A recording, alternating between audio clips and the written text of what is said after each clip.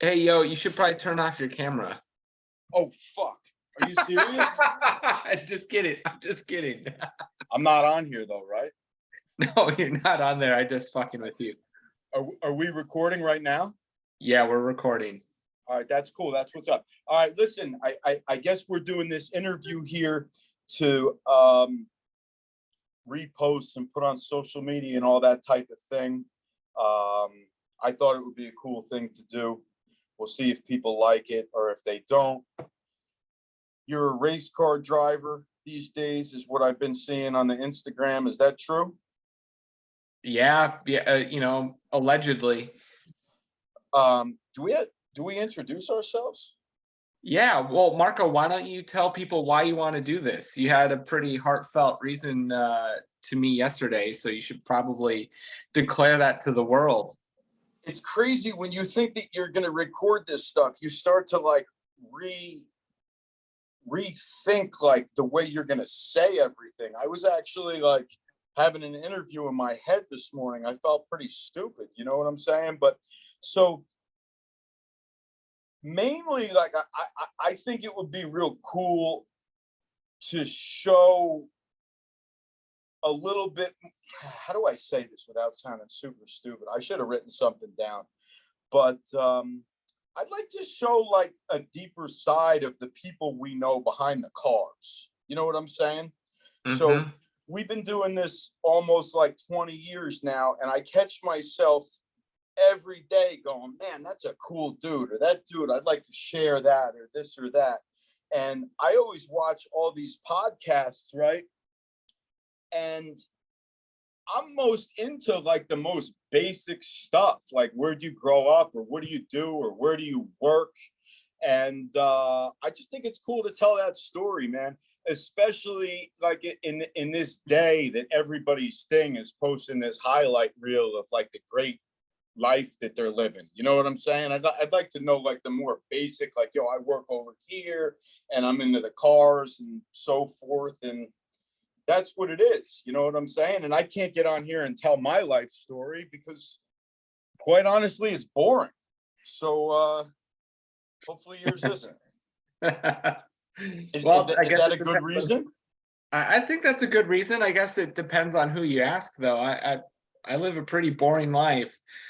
Yo, I think most of us do, though. But like so how old are you, by the way? I'm 39. Okay, so we're about the same age, right? But like, I just think social media is so crazy these days, and that everybody's posting up this life that they live, and like you could look around and be like, wait, what am I doing wrong? I've done it many times, right? And so like I think it's cool where you work. Where do you still work there, by the way? Yep, right now I do. Okay, so and we kind of met through that kind of sorta, and just that you're a regular dude and you're into the cars, and that's what it is. You know what I'm saying? And I have like a lot of cool people that I've met through this, and that's what it is, man. Maybe it sucks and we only do one and we don't even post this up. Hey, I think it's a great idea, and I'm bought in. I'll watch these. Just don't make them 2 hours long. Make them a half hour long. I got a half hour attention span. We got to keep this short, right? So why don't you just start out? Tell us, where you grew up and all that type of thing. Maybe how you got into these crazy cars and get it. Yeah. Well, let's see. Born and raised in Minneapolis, Minnesota. You can't tell by my accent and my A's and Oz. But I don't think you have an accent. I just think when we speak on the phone, every time I hang up, I go, man, what a nice dude. You just sound overly nice. Well, I guess the Minnesota nice thing pays off a little bit sometimes. See, I'm stuck here in the Midwest where everyone's super passive aggressive and nice to your face, where I get off the phone with you, Marco, and I'm like, man, I feel refreshed. Someone's being direct and blunt with me. We need more people like that. So maybe we need to be somewhere in between. I don't Yeah, I'm not a good sugarcoater, man. I never have been. That's just not my thing. Like I try and do a very good job at whatever I do, and I focus on what I'm doing. But I know that I don't always really sound spectacular.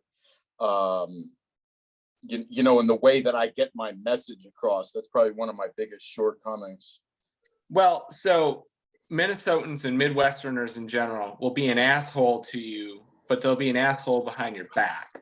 And, our opinion of people from the East Coast is everyone's an asshole, but at least they're an asshole to your face. And so what smell do you want? Do you want someone going behind your back and being a dick? Or do you want, everyone to be in front of you and where you sit with them? I kind of like your approach better. So, because you're not going to please everybody in life. Let's just be honest about that. Yeah, but I also don't want ever to come off like I think that it's okay to walk around like a dickhead. Like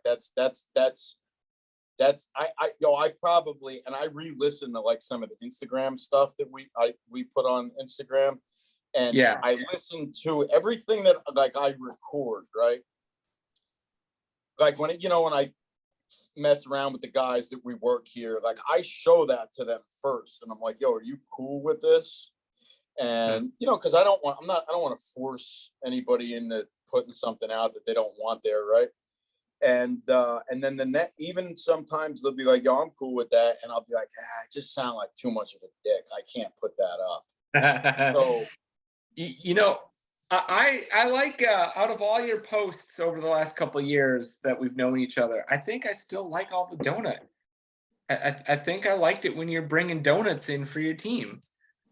When I'm and the haircut, or like the braids or the haircut, that one was good too. Oh, with that dude James that used to work here.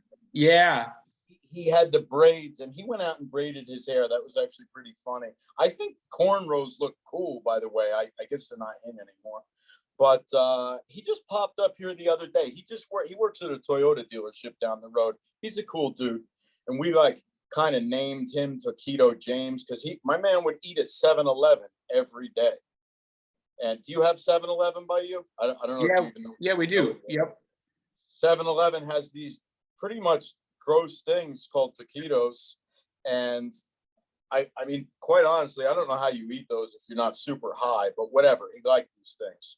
So yeah, we used to mess around with him a little bit, but I never wanted to come off like a jerk. I just, it was that's like kind of the humor that my group of friends kind of communicates in. You know what I mean? It's not actually to be mean. Yeah. Just kind of how we speak. But I don't know. This is supposed to be your interview, not mine. So tell me a little bit about your upbringing.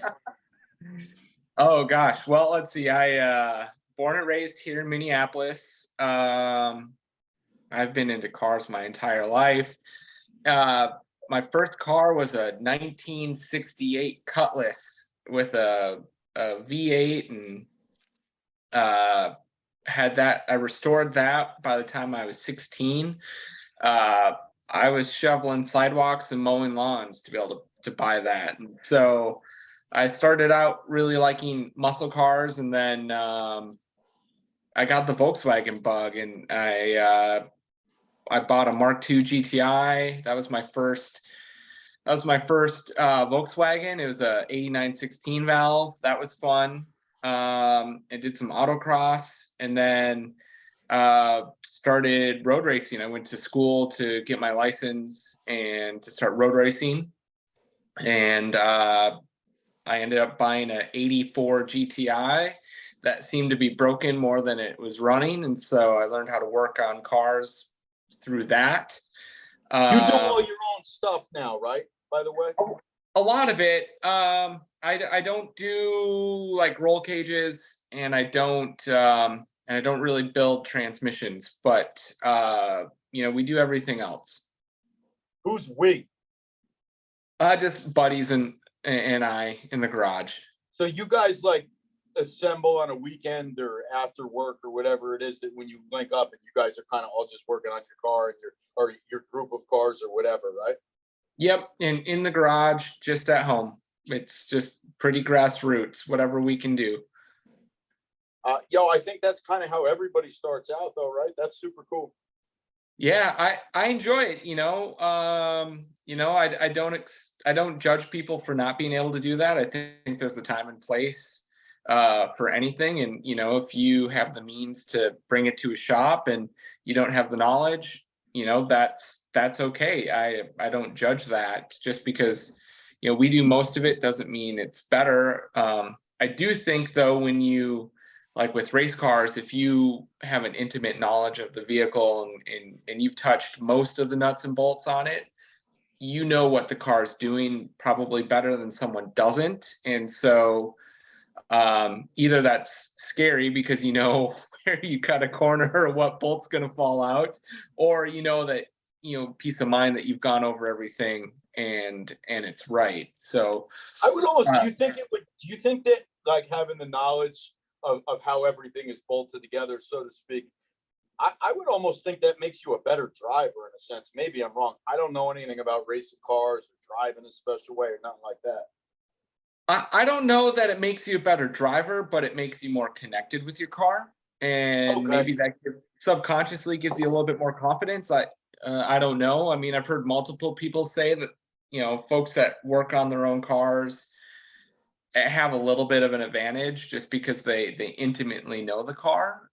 So I could agree with that, but there's a lot of really fast, really good drivers out there that don't touch the cars. Yo, run me through. All right, so you're born over there, and then you get Yep. into the cars. How do you end up working in the bicycle world, which is kind of where I came from? Yeah. So I grew up a BMX kid, right? A bunch of the standard bike company guys lived in the Midwest. There are some really good dirt trails in essentially our backyard. Um, and so I grew up riding trails and digging trails and dirt jumping my entire childhood. Um, by the time I could actually work, I needed to be able to afford bike parts, and bike parts are expensive when you're 16 and breaking stuff all the time. And so I started working at the local bike shop. Actually, I was 15 when I started working at the local bike shop, and became a service manager. And then when I graduated school, I got a job at Quality Bicycle Products, which is local here in Bloomington. And Which is like, and for people that don't know about like the bicycle world, that's like the distributor of bicycle parts in the United States. Yep. Yeah, we have 4 distribution centers in the US, and we sell bike parts and bicycles to 99 or 98% of the bike shops in North America, or in the US for sure. What's And your role there, if you don't mind saying? If you do, that's cool. It's in a little bit of flux right now. I'm in charge of our event and our demo team right now. And so all of our trade show activations, and then any of our demo bikes or assets that we use in the demos and at the events, I'm in charge of. But I've been there for 16 years now, so it's kind of wild to think I've been there for that long. Do they still pay you guys to ride to work? I remember they used to do that. Yeah, they've got it's a commuter credit, so we get X number of dollars for if you live a certain distance away, and then you get a little bit more if you live further away to apply towards your account when you buy bike parts. It's pretty That's cool. pretty cool. I remember when I heard that they were doing that, which was probably like, man, it might have been 25 years ago if they've been doing it that long ago, but maybe 20 years ago. But Yep. I was like, wow, that's really crazy. Like, people didn't do extra stuff 20 years ago to make their employees happy. It just didn't happen. We can bring our dogs to work too. Can you really? We can bring our dogs to work in the office, not in the distribution center, but in the office. Do you think that creates like too much distraction in a sense? No, no, not at all. I mean, there's distraction, but if you look at studies online, the human attention span is only so much, right? You need to get up and walk around. You need to go interact with other people. And having dogs around is just like a highlight for a ton of people. So whether you're a dog person or not, it's pretty nice having, four-legged friends wandering around. Yeah, I think that would. How could you not be a dog? I mean, I guess not everybody's a dog person, but that shit makes me smile, man. You see the dog, you're like, "What's up?" and you go about your business. Yep. And you're probably more productive when you go back too. I would think so. So you get a job there, and then you're working away, but you're still racing the cars, or what's going on with that? Yep. So I was racing cars all the way through at an amateur level until 2010, and then I raced professionally with APR for part of a season, part of 2 seasons, a handful of races in Grand Am. And so I was racing their Mark Fives and their Mark. And this 6. was before social media, right? No, Facebook was still pretty up and running. It wasn't like what Instagram is nowadays, right? But that's kind of a rock star. That's kind of like a rock star thing to do, racing a car. Did you have like any shorties sliding into DMs as a result of being a car racer? Nope, not at all. Nothing, right? Nothing. Okay. You still have to be cool and you still have to be charismatic for that to happen. I mean, I find you to be both, but I just wanted to know who's doing what, Yeah, well, thanks, Marco. You're welcome. So you're racing the car professionally. Are you surviving solely off of that? No, actually, the thing that people don't understand is when you race at that level, you pay into the team. And so Okay. I had sponsors helping me out, but it was $10,000 to $15,000 per race that you'd have to pay into a team. And does this thing record? Like, how do we know how long we've been on here? Because we do have a time limit. I don't know, man. I'm surprised you didn't set a stopwatch. Yo, dog, I couldn't even download this app onto this thing. I don't do a lot of stuff. Like I need help. You know what I'm saying? We all need help. I don't. Yeah, like I obsess over details like so heavily that there's just certain things that I have to be like, yo, I'm not doing that. And getting this Zoom thing was set up. Getting this Zoom thing set up was one of those things that I was like, yo, you got to help me do this. And I've been doing it for about 20 minutes now. Okay, well, we got to hurry the hell up because it's gonna. If somebody sees that this thing is 40 minutes, they're gonna be like, I'm not watching that. But yeah, so you pay to get into the race team, but my question really, and this is when we started chatting back and forth, right? And you recently got back into this, right? You recently started racing again. Yep, I took about 11 years off, give or take, and that's just life got in the way, right? You starting a career as an outside sales rep for the company at the time. That took priority over going to a race weekend when Interbike happens or when a dealer has a big event. And then, you're just reality hits in 2008, that's when we had a little bit of a recession. While sponsorships ended in about 2012, 2013, it was a little bit delayed. So I took 11 years off and I decided, hey, I did the show car thing. That was fun. I met a lot of people, opened up a lot of doors with that car. But with that white thing that you did? Yeah, with the white Mark 1. I heard that I heard you have leather fuel tank straps on that. Is that true?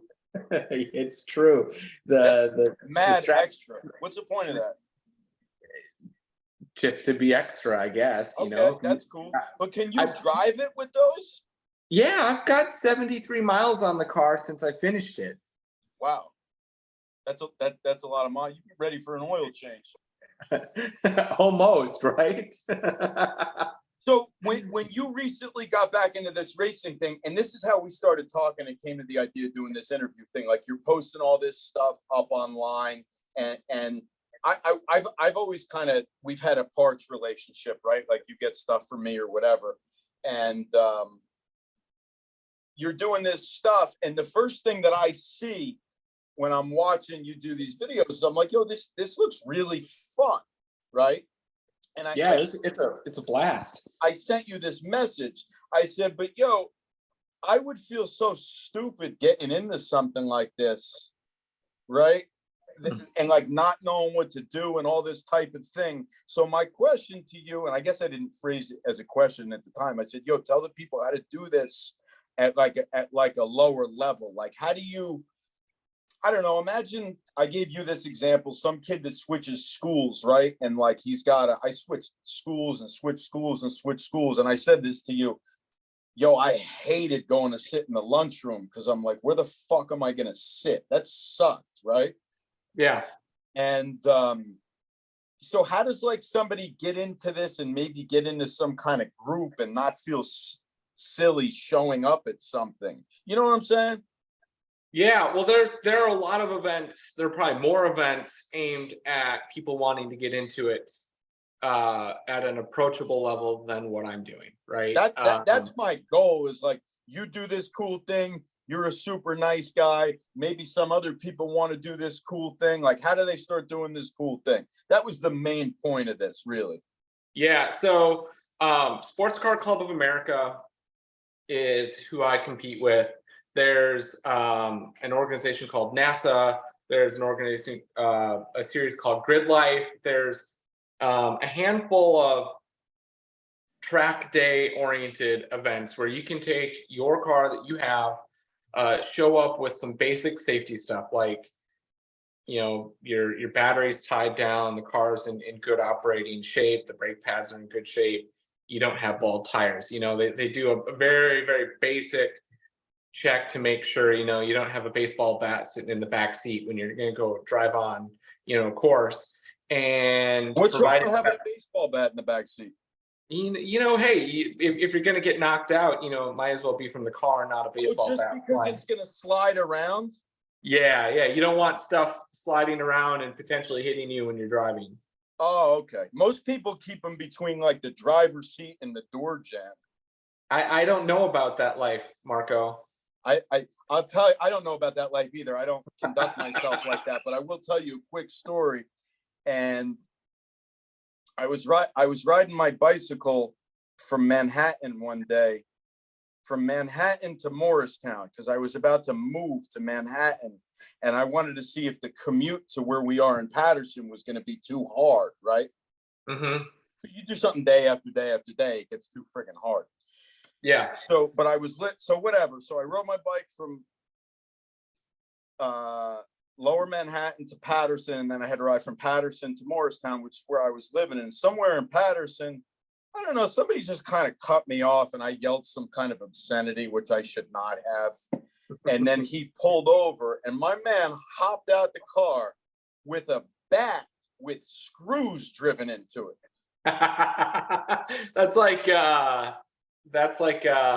some Walking Dead stuff going on. And I was like, yo, for one, I shouldn't have been yelling some kind of obscenity, especially dressed in this cycling gear. Like, I just look stupid. And two, I got to keep going. And I was just like, yo, man, you win this one. Goodbye. But anyway, that's my bad story. Well, that's a good bad story. So anyway, you can't have stuff flying around the car is what you're trying to say. No, you can't. And so, but you can bring whatever car you have, whether it's like a Crown Vic or a Honda or a Volkswagen or Audi. Are you going to destroy the car? Like, if it's the car that you're going to drive to work tomorrow, should you not go do this? Not necessarily. Just, you know, drive within your comfort level and don't overdrive the car. Do people drive the car to the rate or the track and then drive home? Is that a thing? You know, if you do these track day type events, yes, absolutely. But, you know, you got to remember, like, the faster you go, the more your brake pads are going to wear out. the harder you drive it, maybe the clutch in your car is going to wear out. Your tires. If you overdrive the car and push it too hard, you're going to wear your tires out. So, if you're doing more of a beginner level thing, just go out and have fun. Don't go out and pretend to, be Lewis Hamilton and think you're going to break some track record. Just, drive within your comfort level, drive within, the abilities of the car, and protect your stuff so that you don't, kill your daily driver. But I there's know that you could buy track insurance too, right? I know that much. You can. Haggerty does have track insurance. Yep. And it's so wildly variable depending on what kind of car you got and what the driving track day is. A lot of them are educational. A lot of them have drivers, coaches, and people to bring you along so that it's a good experience and you're not in over your head from the beginning. And so my biggest advice is just to do some searching, whether it's on Google or Facebook, and look at like track night or track day near me, or driving school, performance driving school, or high performance driving experience near me. And we just did a whole 30-minute interview for something somebody could have Googled, is what you're telling me. Yeah, pretty much. Well, it's still kind of fun though, right? Oh, it's always a blast. Come on. I love talking to you. I put this thing on my Instagram to ask if anybody wanted to ask any questions, and we got some real traction here. Two people. Woo! One of these guys is my friend, so he doesn't even count. He said, what mod was the biggest improvement as far as handling? If you excluded the coilover, shock, and spring setup. So he's saying excluding the actual shocks, what was the biggest modification that improved handling? I'm sure you're going to say tires, right? Well, tires are number one. Tires are what touch. If you're not talking about the dampers, right? Tires, sticky tires go faster, right? Sway bars, that helps a lot. But I would say you can't exclude the coilovers, because when you start racing and you start wanting to do more of a track focused vehicle, not a daily driver focused vehicle, just putting on a regular coilover isn't enough. You need to look at the various levels of coilovers. So in the race car, I've got two-way adjustable conies that are specific race car struts that have a really heavy spring rate on them. So, where a normal coilover for your street might have like a 200 or 300 or 400 pound spring rate, I've got like 800 and 900 pound spring rates that I've had in some of the cars. I think I have a little lighter than that in my car right now. But the suspension and the tuning of the suspension and the dampers specifically and the spring rates are what are going to make the biggest difference. And you can spend $15,000 on coilovers very fast when you're building a race car. So it's not like the $1,000 set of KWs or H&Rs or the multi-$100 ones that you get off of eBay that are stance and they make it look good. These are real performance pieces, and then how you set them up is the even bigger difference. So the alignment, the damper. But that's based on the track, right? Don't you change all that shit for whatever track it is? Yes and no. There's a happy sweet spot with these cars that you can find a general setting a lot of times. Different classes that you race in have different rules. So some classes don't let you change the spring rate besides one that's specified for your vehicle.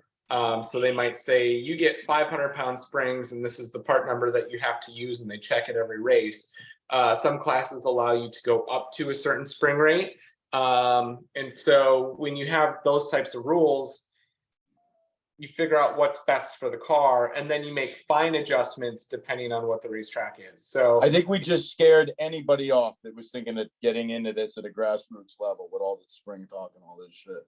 But you'll doesn't have to be though. Doesn't have to be. It doesn't have to be that. You could. There's a class called Spec Miata where you buy a package of parts and it's limited to what they call out in the rules, and you go race, in 99 or 2000 Miata against 50 other Miatas. It's pretty sweet. That sounds really cool. Is there a Volkswagen version? There's not a Volkswagen version right now. There used to be back in the 80s. There's what they called the Bilstein Cup, and there's a bunch of Mark 1 and Mark 2 GTIs and Rabbits, and that was. I feel like I'm 20 years too young because I missed it. What? Somebody else asked which track and category. What track and category? I guess were you racing on at the most recent one, or which ones do you go to, or all that type of stuff? Yeah. Okay. So I've raced all across the country. I was most recently at Road America in Wisconsin. It's 4.04 miles. And I'm in a class called Touring 3. So it's Volkswagens, 350Zs, 370Zs, Civic Type Rs. What else? Is there a goal or so when you were racing professionally and you said you paid into the team, whatever, and then you took a break and dealt with life stuff or careers or what have you, is there, when you got back into this, are you going for something, or is it just a hobby? It's a hobby. I mean, I want to win, right? I'm not there yet. I dusted off a lot of cobwebs. I got a lot of muscle memory to pick back up. I feel pretty good, like it's going to happen. It's going to happen quicker than I had projected originally, which is really fun. But, I want to win. Everybody wants to win if you're competitive, whether you're in a baseball league or, playing video games or whatever. So I have no aspirations to go race professionally. I don't want to make a career out of it. I'm not going to make a career out of it, but I just want to get back to having fun with cars and with my friends and the competitive spirit. Do you have another, are you over the show car thing? I mean, I know that you built that thing that you drove 7 miles, but are you ever going to drive that, or are you just going to stare at it? No, I'm going to drive it this year. I just need to get around to it. There's a few things I need to do to make it more enjoyable that I didn't do. A lot of show cars, you build it with such a time crunch, with SEMA as the example, that there's some things small things I want to redo. Like what? Just rerouting of some lines and readjusting a few, different pieces. Like the airlines, I don't like where the airlines are for the suspension. I actually don't even know if I like the air suspension, so I might put coilovers back on it and get rid of the air ride stuff. I know that's a controversial topic, but I like car shows. I enjoy the people. I think I enjoy the people more than the cars. I'm just, I spent all summer last year going to every car show that I could. And I'm tired of sitting in a parking lot and staring at cars. I want to go drive them. I want to go do an activity besides just standing in a parking lot looking at cars. That's never been my thing. Man, I shouldn't even admit how long it's been since I've been in a car show, but I talk to the people here all day and whatever, and I don't know. I just don't think I can handle any more of it on the time that I'm not here. You know what I'm saying? No, I get it, and they're fun, but you gotta. I'm not out hunting trophies, right? I did the things with my car that I wanted to. It got the cover of PVW, got PVW Car of the Year 2022. It won Best of Show at every show it went to last year. How many people, that kid, Nick, NBP Nick, not NBP Nick, Yeah. He's got like pretty much like a brand new Mark II, right? Yeah. And and he did it his own style. And of course, everybody comes and what about this or this? I don't know why I just brought Nick into this. I would like to do one of these with him. He's a really cool dude. You should do that. He's a BMXer too, so you got something in common. Yeah, I'm really not a BMXer. I have a mini ramp in the junkyard, and I ride or rode a little bit of BMX, but that was not at all what I'm not really very good on one of those bikes at all. I watch the videos nonstop, and I'd like to be good at it. And, I just have a group of friends that's into it and whatever. But he is a BMXer, and he's a good BMXer too. And he's a super cool dude. That's where I'd like this whole thing to go. It's just all these cool people that I know telling their story type of thing. But how many people did you have a lot of people saying you should have done this, or you should have done this, or you should have done no? No, not really. I mean, show cars and cars in general are personal taste, right? Everyone has a different opinion and would have done something differently, whatever. Like, my car's pretty loud. It's white with a red interior and red wheels and a red engine. Like, it's not for everybody, right? And that's okay, but it's what I wanted, and it reminds me of like an old 53 Corvette, a white and red Corvette. And so I wanted that colorway, or like the old SoCal Speed Shop, Bonneville cars. They're white and red. So I like that old hot rod stuff. So I made my car the colors of an old hot rod. I think it's very cool. I looked at every picture that you ever posted, and I blew them up, and I'm looking at the little details and all that kind of stuff. I'm a little bit of a nerd behind closed doors sometimes.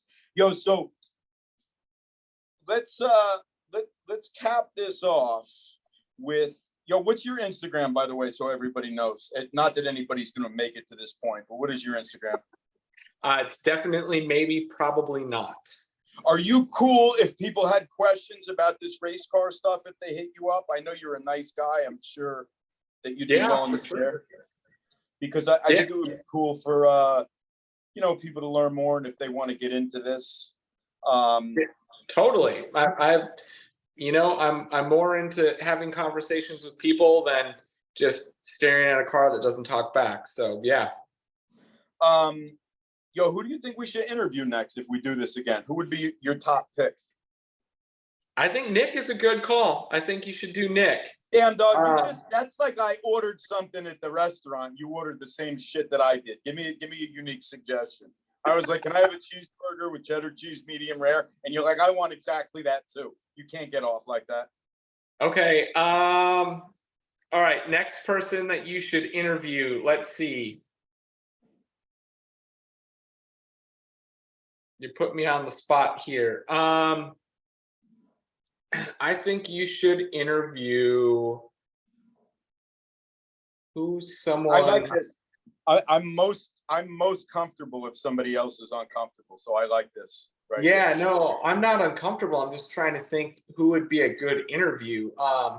Who would actually, tell you stories and all of that. I think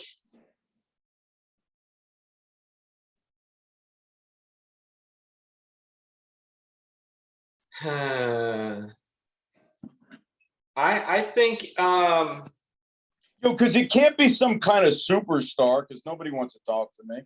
But I don't know. It'll probably be like one of the businesses that we work with, like A2B. I know that he'd chat. He's cool. He's super cool. Or like Nick would be a cool one, like we said. Or now I'm drawing a blank too. Maybe I just start interviewing people from the neighborhood. Have you been to this neighborhood? It's crazy over here. Yeah, I like that. I think that would be pretty sweet. I think, No, we can't interview people from the neighborhood. What about like Remy from Unix, right? He buys a bunch of engines from you.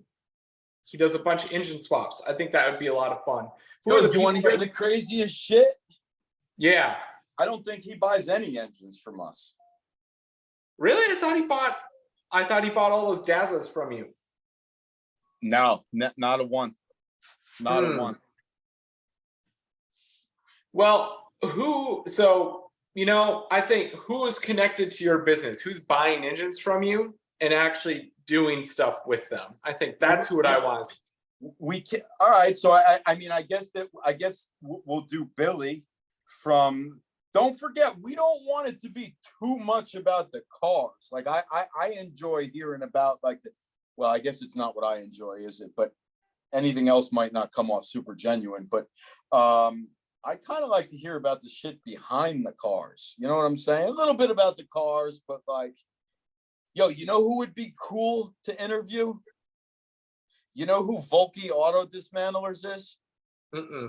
Tito from Volky would be cool. He's this big character. I don't even think he really sells too many parts anymore, but he would be cool. Maybe I'll hit him up. That sounds fun. I mean, another junkyard like that seems pretty cool. Like, I don't really need to hear about another show car, all that stuff like you're saying, Yeah, but are there other businesses, other people that are part of the community that just don't have any recognition, that have cool stories? That's what I would tune into. Cool. All right, listen, I think that we're both bored at this point. You'd agree, right? Not bored, but I mean, I don't think people want to hear much more about it. So I'm not bored with you. I'll talk to you all day. You can text me after this, but yeah, we got it out there. So people can hit you up. Definitely, maybe, probably not is the Instagram name, which I think is super cool, by the way. The Midwest passive aggressive thing I could find. Yeah, I think it's pretty funny, and it's like I can remember it very well. So I mean, it did its job. But they can hit you up on there, and then you're gonna be racing around. Yo, can we get you something cool from the shop? Like, you want some kind of engine or something? We'll talk about that. I got some ideas. Do you really? Yeah, well, I've got that Golf R I'm building. So there's some things that might be in the future. Didn't you get that from me? Sort of, yeah. It's tan, right? It is. Okay, yeah, that came from me through our other friend, and he was like, "How much for this?" And I was like, "Dude, like this can't. It's a salvage title car. You know what I'm saying? You can't." It's got a dope roll cage in it. I'm kind of keeping it under wraps right now. Oh shit! Well, I guess we just blew that up. But no, we can talk about it. But I'll have photos of it. It's gonna be sweet. I'll tell you a quick story. Maybe that's too much. I don't want to be too overboard, but when he was here, can we say who got that for you? Why not? No. Right? No? Okay. So I'm not telling the whole story then. Okay. Well, I'll call you. We'll talk offline about that then. There's a funny story behind it. Basically, I freaked this person out by ramming the forklift into somebody's car that was parked next to him on purpose. I remember that story. I remember when it happened. And he was like, "Oh my God." And well, the story's not going to be funny for anybody else because I can't tell the whole thing.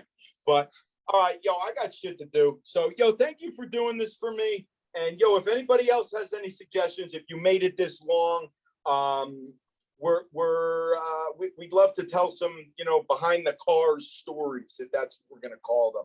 I like that. Or, maybe we do a lot of these and it gets some momentum, or maybe we never do it again, but this was fun either way. It's a blast. Thanks for having me. All right, you're the man. Text me later. Goodbye. See ya.